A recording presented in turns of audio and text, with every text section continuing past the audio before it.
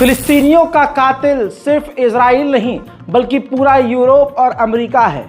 आपको बताऊं, अमेरिकी कई सारी संस्थाएं हैं और यूरोप की कई सारी ह्यूमन राइट ऑर्गेनाइजेशंस हैं और इसके साथ ही बहुत सारी दुनिया भर की संस्थाएं हैं जो फिलिस्तीन को मदद दे रही थीं। ऐसा नहीं है कि ये संस्थाएं सिर्फ फिलिस्तीन को मदद देती हैं। जो भी दुनिया में देश है, शहर है या कोई ग्रुप है जिसको प्रताड़ित किया गया है और उसको पैसे और मदद की ज़रूरत है, तो ये तमाम संस्थाएं उसकी मदद करती हैं। ऐसे में जब 7 अक्टूबर वाला कांड हुआ तो इजराइल ने अपने अमेरिका बाप से कहा कि जो भी संस्थाएं फिलिस्तीन को मदद देती हैं बंद कर दी जाएं। अब आपको बता दूं कि अमेरिका और यूरोप ने एक अमेरिकी संस्था है, American near east refugee aid, ANERA नाम है, और दूसरी है नॉन वायलेंस इंटरनेशनल। इसके अलावा और भी संस्थाएं हैं। ये जो ऑर्गेनाइजेशंस हैं इनके तमाम अकाउंट को बिना कोई अपडेट दिए यूरोप और अमेरिका ने सीज कर दिया है, पूरा बैन कर दिया है, जिसकी वजह से ये यूरोप की और अमेरिका की ऑर्गेनाइजेशंस फिलिस्तीन को पैसा नहीं दे पा रही हैं, कोई मदद नहीं पहुंचा पा रही हैं। टाइटल काफ़ी लंबा हो गया था, वरना मुझे ये लिखना था टाइटल पर कि फिलिस्तीनियों का कातिल अमेरिका, यूरोप और अरब हैं।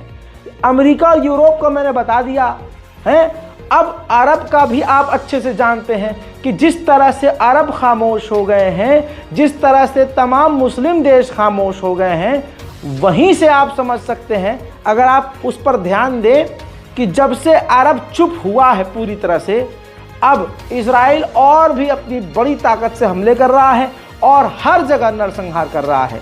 हद ये हो गई है कि बैतुल मुकद्दस पर लगभग इजराइल का कब्जा हो चुका है और फिलिस्तीनियों के इलाकों पर, खासकर वेस्ट बैंक पर लगभग इजराइल ने कब्जा कर लिया है। इजराइल किसी को नहीं बख्श रहा है। जैसे मोदी गवर्नमेंट और मोदी भक्त किसी को नहीं बख्श रहे हैं, वैसे ही इजराइल किसी को नहीं बख्श रहा है। भारत में ईसाई और दलितों को भी मारा पीटा जा रहा है, वैसे ही ईसाइयों को गज्जा और फिलिस्तीन के अंदर भी इजराइल के द्वारा मारा जा रहा है। सेंट फाइफोरस नाम का एक बहुत पुराना चर्च, उसके बराबर में एक मकान था। इजराइल ने, ये तस्वीर देखिए, वहाँ बमबारी की जिसमें कई सारी महिलाओं और बच्चों की मौत हो गई।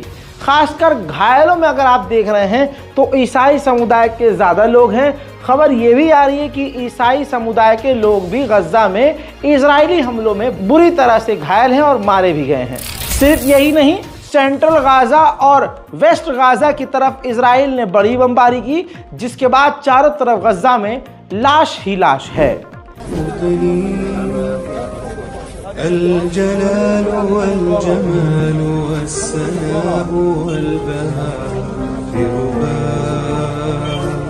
في رباء والحياة والنجاة والهناء والرجاء في هواء.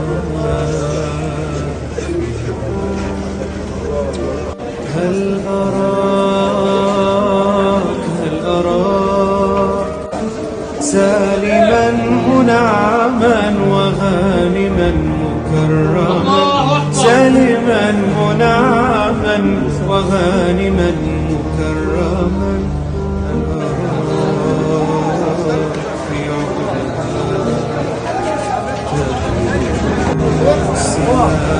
هل أراك في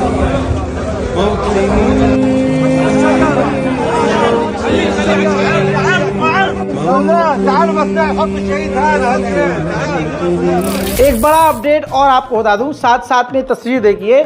10 साल से कम बच्चों को गज्जा के अंदर पोलियो की डोज देना शुरू किया जा चुका है।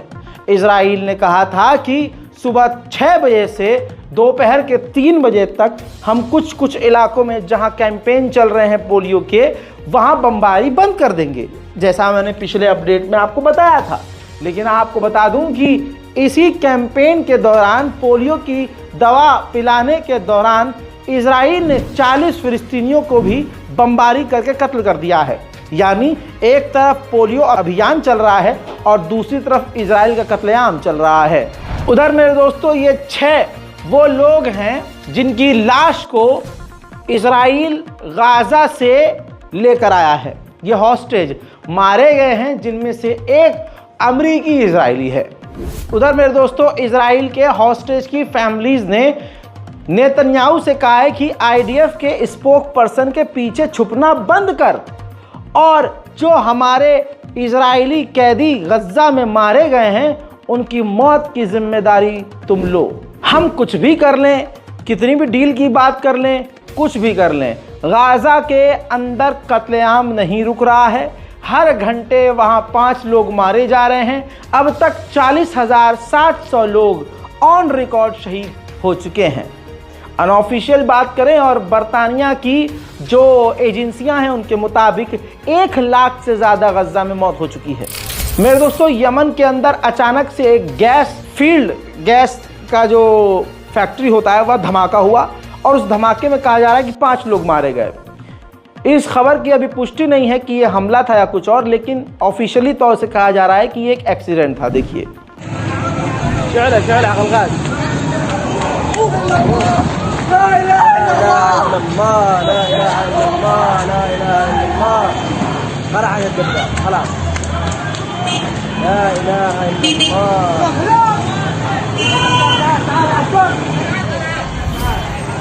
आप लोगों से लगातार मेरी रिक्वेस्ट है और बार बार कह रहा हूं कि मैकडॉनल्ड्स का पूरी तरह से बाइकआउट कीजिए। अब तो इजराइल के आतंकी सैनिक भी मैकडॉनल्ड्स की सच्चाई दिखा रहे हैं। ये देखिए सामने टैंक है, गाड़ी है, हथियारबंद गाड़ियां चल रही हैं और इजराइल के सैनिक मैकडॉनल्ड्स के चिकन बर्गर और फ्रेंच फ्राइज दिखा रहे हैं और खा रहे हैं। यानी मैकडॉनल्ड्स का खाना खा खा कर गाजा के अंदर इजराइल के सैनिक नरसंहार कर रहे हैं और तो और वो उसका ऐड भी कर रहे हैं।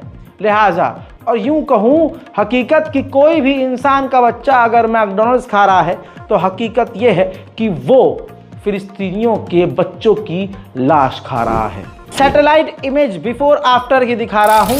ये आप देख सकते हैं हमले से पहले नवंबर 2023 और अब अगस्त 22, 2024। यानी आप एक तरफ देख सकते हैं कि पूरा बसावट वहां मौजूद है और आज दूसरी तरफ आप देख सकते हैं कि पूरा का पूरा सपाट हो चुका है, जैसे यहां कोई मकान कभी था ही नहीं। हाल बेहाल है। इस बारकोड का इस्तेमाल कीजिए ताकि गाजा और फिलिस्तीन की हम कुछ मदद कर सकें। कुछ नहीं कर सकते तो दोनों हाथ बुलंद करके इजराइल के खिलाफ बद्दुआ भी कीजिए और फिलिस्तीन और गज्जा को अपनी दुआओं में याद रखिए। इंतजार कीजिए मेरे अगले अपडेट का। तब तक के लिए जय हिंद।